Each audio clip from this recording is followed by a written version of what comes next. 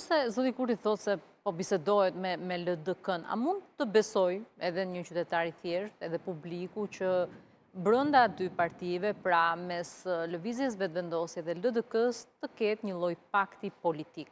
Dhe nëse jemi në këtë situatë, si mund ta konceptojnë këtë pakt me përfitimin e çfarë nga palët politike?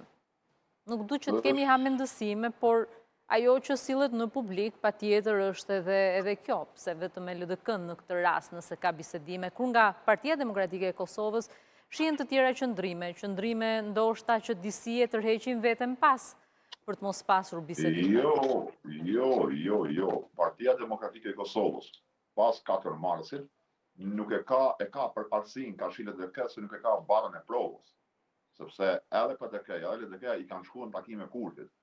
Tash nëse po flasim për marrëveshjen Kurti me LDK-n, me Avdigjikun, unë mendoj që është e mundshme.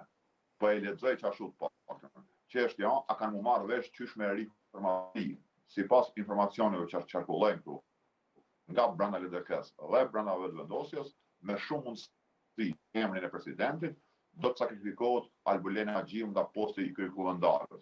Da kryekuvendari me takue LDK-s, që është një funksion gati moderimi, asgjë tjetër përveç moderatori i atij kuvendit me edhe seancat, dhe presidenti mi takua Albin Kurtit. Edhe kjo kishte qenë keq për Kosovën, sepse edhe presidenti. A mund të lexohet ndryshe posti i presidentit i kaloi LDK-s, do të pranohej nga lëvizja vetëvendosje një gjë tjetër?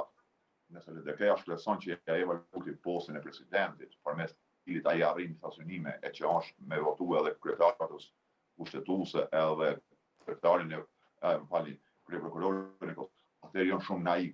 Unë e besoj që janë naiv, se këta domethënë Kurti i rren sa herë don. Ka se kanë probleme me rrethit e LDK. Suponoj në vështirësinë e trup politik. Te ai filmi i famshëm i komunizmit Dy Krishna Baris e ka një shprehje e sa Toftani personazhi. Nuk ka kur gjë më lehtë me rreth ato që ka qenë. Sot LDK ka qenë më rreth. Por ditë sa herë don